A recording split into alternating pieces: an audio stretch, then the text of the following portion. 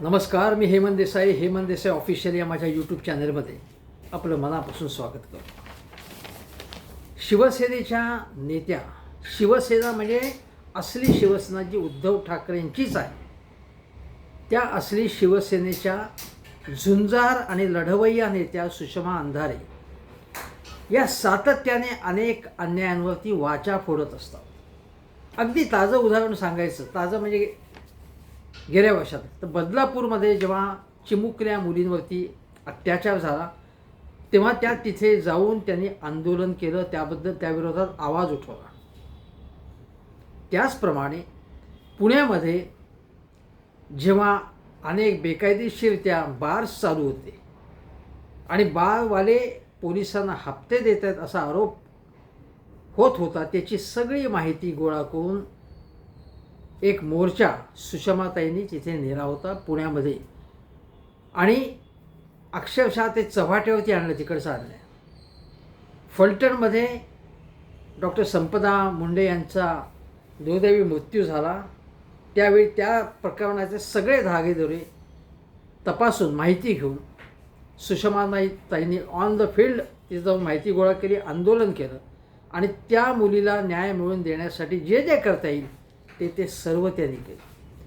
आणखीन एक गोष्ट, ललित पाटील हा ससून हॉस्पिटलमधनं जेव्हा पळाला, ड्रग्सचा मोठा गुंड माफिया, त्याचा नाशिकमध्ये कसा बेकायदेशीर कारखाना आहे, नाशिकमध्ये कसे धंदे चालू आहे ड्रग्सचे, पुण्यामध्ये कसे चालू आहे, गुपचूप कशा प्रकारे येरवडा जेलच्या इथे सुद्धा काही काही प्रकार त्यांनी काढलेले होते सुषमाताईंनी. ड्रग्स माफिया जो आहे तो सगळ्या देशाला, काही जगाला घेरलेला आहे आणि या माफियाच्या संबंधी माहिती गोळा करून त्यासंबंधी आवाज उठवणं हे अतिशय जोखमीचं काम आहे, धाडसाचं काम आहे. सुषमाताईंनी हे सातत्याने केलेलं आहे. ड्रग्सची कनेक्शन जी आहेत ती बाहेर काढलेली आहेत आणि महाराष्ट्राला ड्रग्स मुक्त केलं पाहिजे हा त्यांचा आग्रह आहे, जो असायलाच पाहिजे, तो अत्यंत स्वागतार्ह आहे.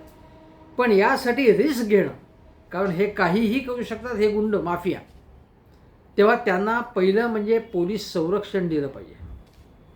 आणि आज तर सुषमाताईंनी एक मोठा बॉम्ब टाकला. गंमत अशी किंवा दुर्दैवाची गोष्ट अशी की मीडियाने तो नीट पद्धतीने दाखवला नाही, बॉयकॉट केला असं नाही, लाईव्ह दाखवायला पाहिजे होतं. अत्यंत खळबळजनक अशी पत्रकार परिषद होती त्यांची. आणि माझं तर असं आव्हान आहे की स्वतः उद्धव ठाकरे असतील, आदित्य ठाकरे असतील, भास्कर जाधव असतील किंवा अंबादास दानवे असतील किंवा अनिल परब असतील, या सगळ्या बड्या नेत्यांनी हा प्रश्न हाती घेऊन यासंबंधी आक्रमक पवित्रा धारण करून सरकारला जेरीस आणलं पाहिजे. आणि आजचा जो त्यांचा आरोप आहे सुषमाताईंचा, तो तुम्ही ऐकला असेल, तुम्हाला माहिती असेल. आणि त्यांनी असं म्हटलं आज सुषमाताईंनी की आजची ही पत्रकार परिषद राजकीय पक्षाच्या पलीकडे जाऊन मी करते. म्हणजे केवळ राजकीय हिशोब चुकते करण्यासाठी त्यांनी काही केलेलं नाही. आणि या अगोदर सुद्धा ड्रग्सच्या संदर्भात जे जे आरोप सुषमाताईंनी केले, आता हा जो अगदी नाशिकमधला जो गुंड सुधाकर बडगुजर, तो कसा गुंड नालायक आहे, अंडरवर्ल्डशी संबंध आहे, नाचतोय काय अंडरवर्ल्ड बरोबर, त्याला भाजपने आपल्याकडे घेतलं. मराठवाड्यामध्ये सुद्धा अशीच एक केस आहे, गुंड आहे तो, त्याला भाजपने आपल्याकडे घेतलं किंवा महायुतीतल्या एखाद्या पक्षाने घेतलं. आणि हे म्हणतायत की आम्ही महाराष्ट्राला सगळ्या काय भ्रष्टाचाराच्या ह्याच्यातनं मोकळं करतो. अरे भ्रष्टाचाराच्या दलदलीमध्ये महाराष्ट्राला नेऊन टाकताय तुम्ही. महायुतीचे तीनही पक्ष बरबटलेले आहेत अक्षरशः. धनंजय मुंडे काय, त्या आजचे आपले माणिकराव कोकाटे काय, पार्थ पवार काय, काय चालले काय या सरकारमध्ये, तो आज विषय नाही. आज विषय मी हा घेतला आहे, सुषमाताईंनी जे जोरदार आवाज उठवला आहे. आणि त्यांनी असं सांगितलं सुषमाताईंनी की म्हणजे त्यांना महाराष्ट्राचा उडता पंजाब करायचा नाही आहे. ही अतिशय चांगली गोष्ट आहे. तरुण पिढी बर्बाद होता कामा नये याच्यात, ड्रग्सच्या याच्यात. यासाठी त्या हट्टाला पेटल्यात, इरेला पेटल्यात. आणि ही चांगली गोष्ट आहे. हे राजकारण नाही सुषमाताईंचं, हे समाजकारण आहे. आणि म्हणून शिवसेना उद्धव बाळासाहेब ठाकरे यांचा पक्ष त्यांच्या मागे तर अत्यंत प्रखरपणे उभा राहील. सुषमाताईंचं संरक्षण करण्याची त्यांच्या पक्षाची जबाबदारी, म्हणजे फिजिकल संरक्षण, राजकीय संरक्षण, शारीरिक संरक्षण, आणि शिवाय सरकारची सुद्धा जबाबदारी, मुख्यतः सरकारची जबाबदारी. आता सांगतो, सुषमाताई म्हणाल्या, आजची पत्रकार परिषद भविष्याशी संबंधित आहे. राज्याचे मुख्यमंत्री आणि गृहमंत्री यांना विनंती करेन की त्यांनी मला सुरक्षेची हमी द्यावी. आणि ते म्हणत आहेत की 13 तारखेला या महिन्याच्या सकाळी सावरी गावात ड्रग्सची कारवाई झाली. एकूण 3 कारवाया झाल्या, वर्धा, मुलुंड आणि पुण्यात. विशाल मोरे हा अजित पवार यांचा पदाधिकारी, त्याला ताब्यात घेतलं. सावरी गावात एक कारवाई झाली. साताऱ्यापासून 40 किलोमीटर अंतरावरचं हे गाव आहे. आणि मी त्या गावात जाऊन आले आणि एक गोष्ट बघितली, या कारवाईत 45 किलो ड्रग्स सापडलं. त्याची किंमत किती आहे? 115 कोटी रुपये. तिथे जो रिसॉर्ट आहे तो प्रकाश शिंदे यांच्या मालकीचा आहे. ज्या शेडमध्ये ड्रग्स सापडले ते गोविंद शिंदकर यांच्या मालकीचं आहे आणि ओंकार डिगे याच्याकडे त्याची चावी होती आणि त्याला अटक करून सोडून देण्यात आला आहे. हा गंभीर आरोप त्यांनी केला आहे सुषमाताईंनी. आणि पुढे त्या म्हणतात, साताऱ्यात जाऊन मुंबई पोलिसांनी कारवाई का केली नाही? आत्मजित सावंत या पोलीस अधिकाऱ्याने ही कारवाई केली. तिथून अजून एक माणूस फरार झाला आणि त्याचं नाव रणजित शिंदे आहे. आणि हा रणजित शिंदे, म्हणजे लक्षात घ्या, हा रणजित शिंदे जो तिथून पसार झाला तो युवा सेनेचा तालुका प्रमुख आहे. शिंदे सेनेचा, युवा सेना म्हणजे नकली सेनेचा, मिंदे सेनेचा, खोके सेनेचा तालुका प्रमुख आहे. आणि तो गावचा सरपंच आहे. हा जो सगळा एरिया आहे ना, तो एक मुख्यमंत्री, माजी मुख्यमंत्री आणि उपमुख्यमंत्री एकनाथ शिंदे यांच्या दरे गावापासून अत्यंत जवळचा भाग आहे. आणि प्रकाश शिंदे ज्यांचा मागाशी उल्लेख झाला ते एकनाथ शिंदे यांचे सख्खे भाऊ आहेत. आणि ते म्हणतात, म्हणजे सख्खे भाऊ, त्या कारण तो रिसॉर्ट जो आहे तो प्रकाश शिंदेंच्या मालकीचा आहे. ज्या तिथेच शेडमध्ये सापडले, जवळ ड्रग्स सापडले. आणि ते या ठिकाणी कायम, सय्यद हाबिजुल इस्लाम, खालील रहमान ही 3 माणसं या शेडमध्ये राहत होती. हे कुठले होते लोक? आसाममधले होते, बांगलादेशमधले, कुठले होते ते लोक? आणि सुषमाताई म्हणत आहेत की सतत तुम्ही किरीट सोमय्य असतील, नवनीत राणा, नितेश राणे हे बोंबलत असतात सतत, बांगलादेशी घुसखोर, रोहिंग्या. पण हे घुसखोर अडवण्याची जबाबदारी अमित शहाची आहे. त्यांच्याबद्दल बोलत नाही ते इकडे काँग्रेस, उद्धव ठाकरे, शरद पवार यांच्या नावाने खडी फोडायची, पावती फाडायची, हे यांचे धंदे चालू आहेत. आणि त्यांनी सांगितलं, सुषमाताईंनी, ही माणसं कशी आली तिथे, कोण आहेत ती माणसं, आणि यांना कोणी आणलं? आणि त्यांनी सांगितलं की या जे त्या रॅकेटमध्ये सापडले, ही जी 3 माणसं सापडली, आणि हे काय ड्रग्सचे तिथे काय काळे धंदे चाललेले आहेत, त्यांना जेवण दिलं जात होतं त्या रिसॉर्टमधलं, जे प्रकाश शिंदेंच्या मालकीचं आहे, जे एकनाथ शिंदेंचे बंधू आहेत. आणि सुषमाताई म्हणतात की तुषार दोशी हे साताऱ्याचे SP आहेत. त्यांनी ही मात्र माहिती लपवली. हे प्रकाश शिंदे, त्यांचं रिसॉर्ट, एकनाथ शिंदेचा भाऊ, ही सगळी माहिती लपवली. हे लोक तिथे काय करतोय, त्यांना जेवण का दिलं जातं रिसॉर्टमध्ये, अशा अनेक प्रश्न सुषमाताईंनी विचारले.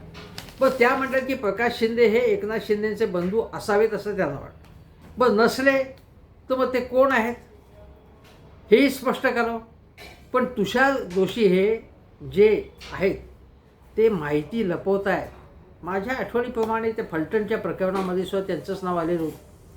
आणि हे एक प्रकार, हे सरकारचे जवळचे लोक आहेत हे तुषार दोशी, आणि ते त्या प्रकारे सगळी काय माहिती लपवत आहेत किंवा काय, असा त्यांना संशय आहे. सुषमाताईंनी जे प्रश्न विचारलेले आहेत ते अत्यंत महत्त्वाचे आहे. आणि माझं म्हणणं आहे की महाराष्ट्रात मध्ये एकनाथ शिंदे स्वतः काही दिवसांत 2-3 दिवसापूर्वी म्हणाले, विधानसभेमध्ये म्हणाले की मुंबईच्या तिजोरीवर दरोडा घालणारे रहमान डकैत आहेत, तर आम्ही त्यांना पाणी पाजणारे धुरंधर आहोत. आता धुरंधर हा सिनेमा आहे, त्यामध्ये रेहमान डकेत हे कॅरेक्टर आहे, तो खलनायक आहे त्याच्यातला. आणि तो ड्रग्सचे धंदे करतो. म्हणजे 13-14 वर्षीच त्यांनी कोणाला ते मारलेलं आहे, वाटेल ते धंदे करतो तो. कराचीच्या एका भागात गँगवॉरमध्ये तो आहे आणि ही सत्य घटना आहे. आता म्हणजे हे म्हणायचं एकनाथ शिंदेना, त्यांचा रोख उद्धव ठाकरेंवरती नाव न घेता त्यांनी उद्धव ठाकरेंचा उल्लेख केला आहे आणि आम्ही धुरंधर आहोत असं ते म्हणतात. एकनाथ शिंदे धुरंधर आहेत. कुठल्या अर्थाने धुरंधर आहेत ते? कुठल्या अर्थाने पराक्रमी आहेत ते? यांच्या मंत्र्यांचे उद्योग काय चालू आहेत? या लोकांकडे, यांच्या टोळीकडे एवढा पैसा कुठून आलेला आहे? पक्ष फोडणं, माणसं फोडणं, त्यासाठी पैसे चारणं. नगरसेवक असतील, उपशाखा प्रमुख, गटप्रमुख, शाखा प्रमुख यांना पैसे चारून ते आपल्याकडे आणतात. ही मिंदे सेना आहे. उद्धव ठाकरेंची माणसं या पद्धतीने फोडली जातात. भाजपची माणसं फोडली जातात या प्रकारे. जे भाजप ते करतच, पण त्याला उत्तर म्हणून हेही करतात हे उद्योग. आणि जेव्हा एकनाथ शिंदे कुठेही जाऊन कुठल्याही नेत्याच्या मागे म्हणतात की आम्ही तुमच्या मागे आहोत. मागे आहोत म्हणजे काय? आम्ही तुम्हाला पैसे देतो, तुम्ही काळजी करू नका. राज ठाकरे म्हणाले ज्या दिवशी एकनाथ शिंदे पैसे वाटणं बंद करतील त्या क्षणी त्यांचा पक्ष संपेल. काय विचारसरणी आहे त्यांची? काय करिश्मा आहे त्यांच्या व्यक्तिमत्वाचा? कोण आहेत एकनाथ शिंदे? हे कुठून आलेत? हे काय पात्रता आहे त्यांची? राजकीय पात्रता म्हणजे राजकीय ते यशस्वी झालेत ते, पण एक नैतिक काय त्यांचं बळ आहे? काय असा पराक्रम केला त्यांनी? सरकारची तिजोरी लुटायची, वाटेल तशी कंत्राटं द्यायची. या लोकांचे धंदे काय आहेत? आपल्या तिजोरीवरती डल्ला मारून ते आपल्याला त्याच्यातले काही पैसे देतात. मी आपल्याला म्हणजे लाडकी बहीण असेल, काही असेल, त्याच्यात आपल्या तिजोरीवरती डल्ला मारून त्याच्यातनं आम्ही दिले तसं दाखवायचं. हे यांचे धंदे आहेत. मग हे रेहमान डकेत हेच लोक आहेत. आणि हे उद्धव ठाकरेंना म्हणतात रेहमान डकेत. उद्धव ठाकरेंवर तुम्हाला जो काय आरोप करायचा तो करा, तुम्ही राजकीय आरोप, पण डकैती तुम्ही केलेली आहे जास्त. महाराष्ट्राच्या तिजोरीवरती, मुंबई महानगरपालिकेची तिजोरी तुम्ही लुटलेली आहे. आणि आता वर जो गोष्ट आहे, रेहमान डकेत हा ड्रग्सच्या अमुक तमुक सगळ्या धंद्यात होता. आता हे काय प्रकार आहे ज्याच्यामध्ये तुमच्या बंधूंचं नाव येतं? तुमच्या बंधूंनी कुठल्या तरी चॅनलला सांगताना म्हणाले ते NDTV मराठी याच्यावरती त्यांनी सांगितलं की हा रिसॉर्ट हा नाहीच आहे, रिसॉर्ट हे हॉटेल नाहीच आहे, ती जागा माझी होती पण 6 महिन्यापूर्वी मी विकली म्हणे ती. आणि विक्री मग ते म्हणाले नाही मी ते आता ते दुसऱ्या याच्याकडे, ज्याचं दुसरा कोण जो शिंदे आहे त्याला मी दिलेली आहे, मी त्यांनी काकावर केलेलं आहे. अगोदर तुमच्याकडे होती ना पण ती जागा. आणि हा कोण आहे? हा जो दुसरा शिंदे आहे तो शिंदेंच्याच ह्याच्या दरेगावचा काय सरपंच आहे, तो त्यांच्या पक्षाचा आहे. बॅनर्स पोस्टर सगळ्यावरती सगळ्यांची नावं आहेत ते. मग आता हे ड्रग्सच्या संदर्भात जर त्या रिसॉर्टमध्ये, त्या रिसॉर्टच्या परिसरात तिथे सुषमा त्यांनी सांगितलं की एक रस्ता 75 लाख रुपये खर्च करून केले, तिथे काहीच नाही, गावबिव काही नाही तिथे, केवळ या रिसॉर्टसाठी किंवा हॉटेलसाठी जे काय असेल ते त्यासाठी हा रस्ता केला आहे. बरं तिथे कोयनेच्या काय जवळ येते, म्हणजे पर्यावरणाचे काय नियम असतात तेही धुडकावून लावलेले तिथे, पायमल्ली केली त्याची. आणि मग तिथेच ड्रग्सचा कारखाना जर चालू असेल तर हे प्रकरण काय? पोलिसांना कल्पनाच नव्हती ड्रग्स तिथे कारखाने.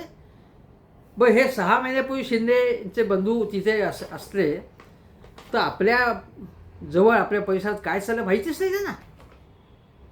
बरं तेही राजकारणात आहेत, त्यांना काहीच माहिती नाही त्या प्रकाश शिंदेंना. पण तेच आहेत ना शिंदेंचा भाऊ. असं काही खुलासा आला नाही की हे माझा काहीच संबंध आहे एकनाथ शिंदेंशी असं म्हणाले ते. हे भयंकर प्रकरण आहे. हे जर काँग्रेस शरद पवारांचा पक्ष, काँग्रेस किंवा उद्धव ठाकरे यांची सत्ता असती तर यांनी वर चढून, टॉवरवर चढून बोंबा मारल्या असत्या फडणवीसांनी आणि शिंदे त्यांच्या सगळ्या टोळीतल्या लोकांनी. आणि हे उद्धव ठाकरेंना म्हणतात मी रेहमान डकैत म्हणून. तुम्ही कोण आहात मग? तुम्हाला काय संबोधायचं? अरे लोकांना ऐका काय चाललंय काय. मी उलट्या बोंबा मारतात, चोराच्या उलट्या बोंबा मारतात सगळे लोक. हे मी असं म्हणत नाही आहे की शरद पवार असतील, उद्धव ठाकरे यांचा पक्ष असेल, अगदी राज ठाकरे यांचा पक्ष असेल, हे सगळे जे आहे राजकारणात यांनी काहीही चुकीच्या गोष्टी केल्या नसते असं मी अजिबात म्हणत नाही आहे. पण डकैत काय डकेती केली त्यांनी? अनिल देशमुखांनी काय डकेती केली? 100 कोटी. तुम्ही 100 कोटी म्हणताय, सिद्ध करू शकलात काही? तुरुंगात टाकलं त्यांना, संजय राऊतांना तुरुंगात टाकतात आणि वर बोमट्या मारता तुम्ही. हे भयानक चाललेले आणि लोक शांत आहेत, त्याच्याबद्दल लोकांना काहीच वाटत नाही याचं. आता प्रश्न असा आहे की हर्षवर्धन सपकाळ त्यांनी सुद्धा यासंबंधी आवाज उठवला आहे आणि त्याबद्दल सपकाळ काँग्रेसचे प्रदेशाध्यक्ष त्यांचं मी अभिनंदन करेन. त्यांनी आवाज उठवला. ते म्हणत आहे सातारा जिल्ह्यातल्या सावळी गावात MD ड्रग्सचा मोठा कारखाना मुंबई क्राईम ब्रँचनी उघड केला.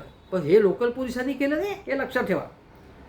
पण फडणवीस सरकार हे प्रकरण गांभीर्याने घेत नाही आणि या सावळी गावाजवळच एकनाथ शिंदेंचं दरे गाव असून त्यांचा भाऊ प्रकाश शिंदे यांचा हा काळा धंदा सुरू होता असं सपकाळ म्हणतात. त्यांनी थेट आरोप केला. हा वेबसाईटवरती आहे, लोकमतच्याच वेबसाईटवरती आहे.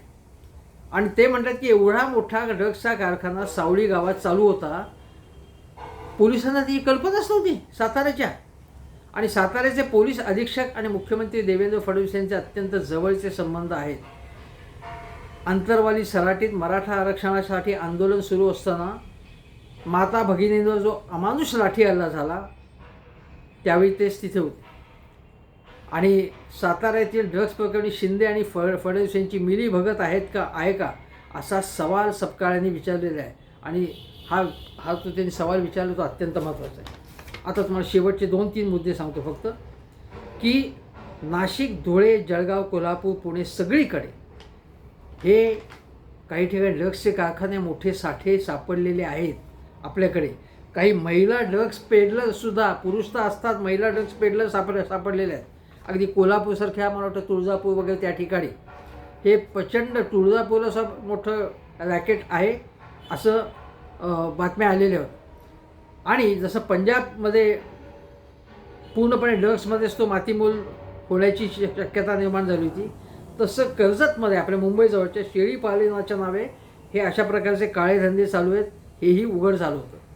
आता शेवटचा मुद्दा असा की कराचीच्या लियारी भागात जे गँगवॉर चाललेलं होतं किंवा होतं, त्यामध्ये हा कोण रहमान डकैत तो त्यात होता. आता पक्ष फोडणं, माणसं फोडणं, लोकांना पैसे चारणं, ठेकेदारांकडनं पैसे उकळणं, पैसे खाणं, भ्रष्टाचार करणं, काळे व्यवहार करणं, हे धंदे करणारे रहमान डकैत आहेत की नाही का? त्याचे बाप आहेत ते. काय म्हणायचं त्यांना? डकैत खरे कोण आहेत? सगळ्या डकैत्यांना तुम्ही सगळ्यांना पकडा. पण हे जे म्हणतायत रहमान डकैत दुसऱ्याला म्हणतायत आणि स्वतः कोणा तुम्ही?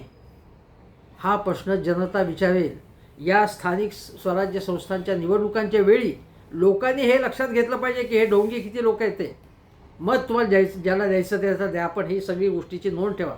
जे आरोप करतायत, जे आता सत्तेत आहेत, ते वाटेल ते आरोप करतायत लोकांवरती आणि स्वतः मात्र अत्यंत स्वच्छतेचे पुतळे आहेत, पुण्यपुरुष आहेत असं दाखवत आहेत. असं बिलकुल नाही आहे, अजिबात नाही आहे तसं, हे लक्षात घ्या. एवढंच सांगण्यासाठी हा व्हिडिओ केला. हेमंत देसाई ऑफिशियल हा माझा यूट्यूब चॅनेल जरूर बघा. शेजारचं बेल आयकनचं बटन दाबून व्हिडिओ माझं सबस्क्राईब करा, चॅनल व्हिडिओ व्हायरल करा आणि रहमान डकैत कोण आहे आपल्या आसपास हे ओळखा. धन्यवाद.